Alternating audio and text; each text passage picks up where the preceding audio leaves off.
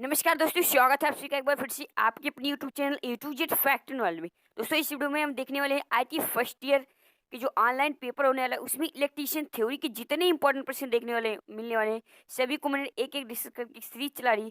ये उसी सीरीज का वीडियो का पार्ट नंबर चौथा। अगर आप अभी तक आपने पिछला वीडियो नहीं देखा है तो उस वीडियो को आप जरूर देख ले, क्योंकि बहुत इंपॉर्टेंट प्रश्न है, पूरा निमी मॉक टेस्ट पर आधारित ही प्रश्न है।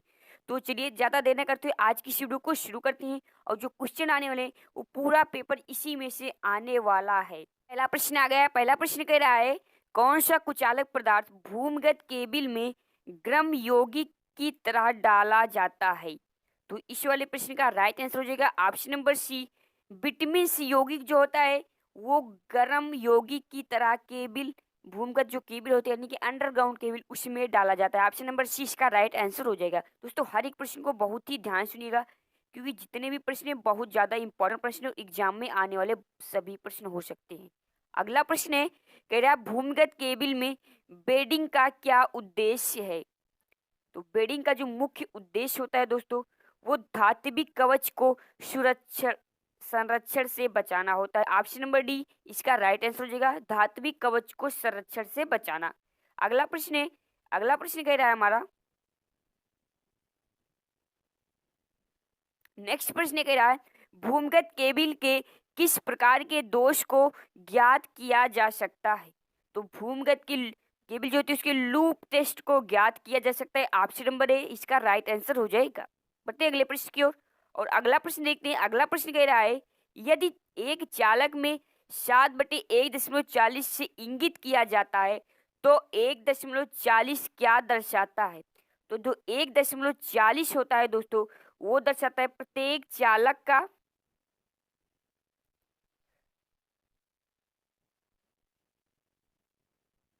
तो ऑप्शन नंबर डी इस वाले प्रश्न का राइट आंसर हो जाएगा, प्रत्येक चालक का व्यास को दर्शाता है।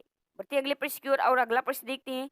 34वां प्रश्न कह रहा है यहाँ पर, एल्यूमिनियम चालक की चालकता का क्या मान है? ये काफी इंपॉर्टेंट प्रश्न है, वेरी वेरी इंपॉर्टेंट प्रश्न है ये वाला। जिन बच्चों ने इस वाले प्रश्न का right answer option number C चुना है बिल्कुल सही है। नेक्स्ट प्रश्न है हमारा 35वां प्रश्न कह रहा है, केबिल की अधिक अतिरिक्त धारा सुरक्षा के लिए धारा रेटिंग कारक क्या है? तो इस वाले प्रश्न का राइट आंसर हो जाएगा ऑप्शन नंबर सी, 0.81 इसका राइट आंसर हो जाएगा। अगला प्रश्न है 36वां प्रश्न कह रहा है हमारा, भूमिगत केबिल में उदासीन चालक का आकार फेज चालक की तुलना में क्या होता है? तो ये रही आपके सामने चार ऑप्शन। तो राइट आंसर हो जाएगा इस वाले प्रश्न का ऑप्शन नंबर बी, फेज चालक से आधा होता है। बढ़ते हैं अगले प्रश्न की ओर और अगला प्रश्न देखते हैं। अगला प्रश्न कह रहा है, इस औजार का नाम क्या है? यानी जो ये आपका औजार दिखाई दे रहा है इसका नाम क्या है? तो ये रही आपके सामने चार ऑप्शन। तो राइट आंसर हो जाएगा इस वाले प्रश्न का option number C, crimping tool. Crimping tool या जो औजार दिखाई दे रहा है ये क्रिम्पिंग टूल है। बढ़ते हैं नेक्स्ट प्रश्न की ओर और अगला प्रश्न देखते हैं अपना।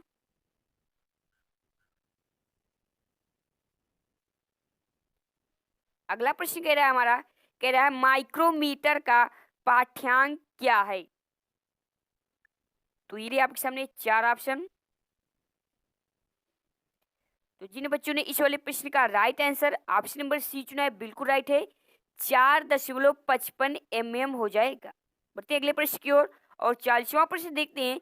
कह रहा वाहनों की बॉडी की सुरक्षा हेतु सोल्डरिंग की कौन सी विधि प्रयोग की जाती है? तो सोल्डरिंग की जो है ज्वाला के साथ सोल्डरिंग विधि प्रयोग की जाती है। Option number B right answer हो जाएगा, ज्वाला के साथ सोल्डरिंग विधि। नेक्स्ट प्रश्न की ओर अगला प्रश्न देखते हैं। अगला प्रश्न कह रहा है, गुथे हुए चालक का ठोस चालक की तुलना में क्या लाभ है? तो इस चालक का जो मेन लाभ होता है वो ऑप्शन नंबर बी, अधिक लचीला होता है, यही इसका मेन। बताइए नेक्स्ट प्रश्न की ओर और अगला प्रश्न देखते हैं। अगला प्रश्न कह रहा है, 16 एम्पियर केबल की धारा क्षमता क्या है यदि यह अधिक अतिरिक्त धारा सुरक्षा द्वारा संरक्षित है? तो इस वाले प्रश्न का राइट आंसर हो जाएगा ऑप्शन नंबर बी, 13 एम्पियर हो जाएगी। Option number B right answer हो जाएगा 13 एम्पियर।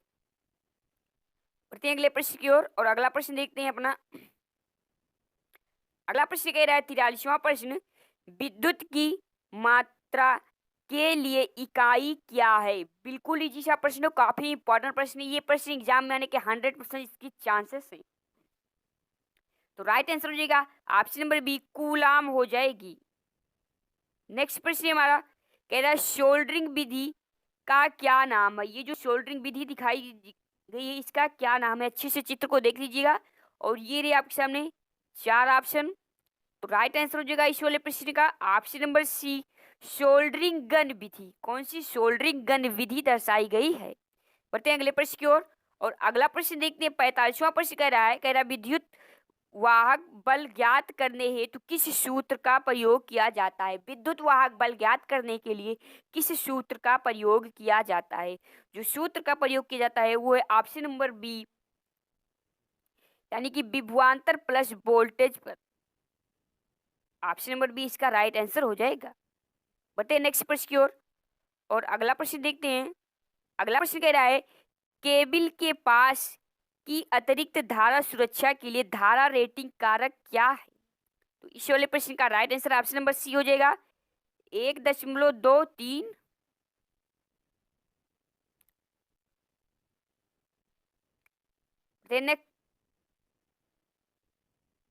हमारा अगला प्रश्न है 47वां प्रश्न कह रहा है ठोस चालक की गुथे हुए चालक की तुलना में क्या हानि है। वहां पर लाभ पूछा था और यहाँ पर पूछ रहा है हानि। थोड़ा ध्यान सुनिएगा प्रश्न को, एक बार फिर से सुन लीजिएगा। कह रहा है ठोस चालक की गुथे हुए चालक की तुलना में क्या हानि है पूछ रहा है।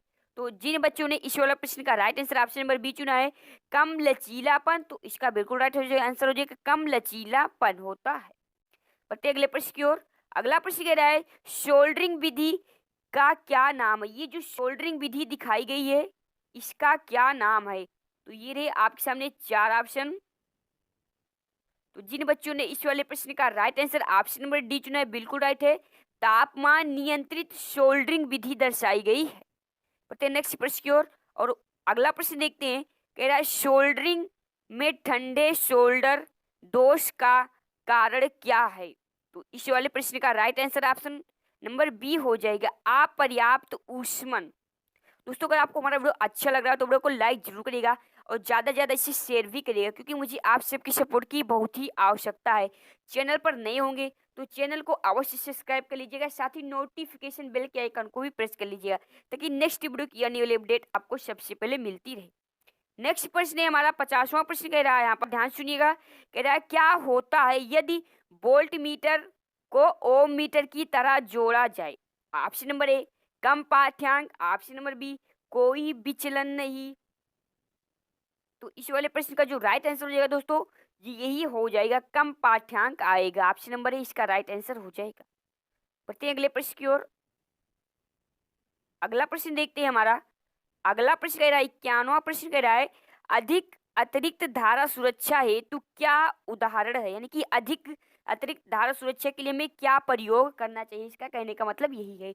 तो इसके लिए हमें ऑप्शन नंबर डी पुनः तार बांधने योग्य फ्यूज इकाई का प्रयोग करना चाहिए।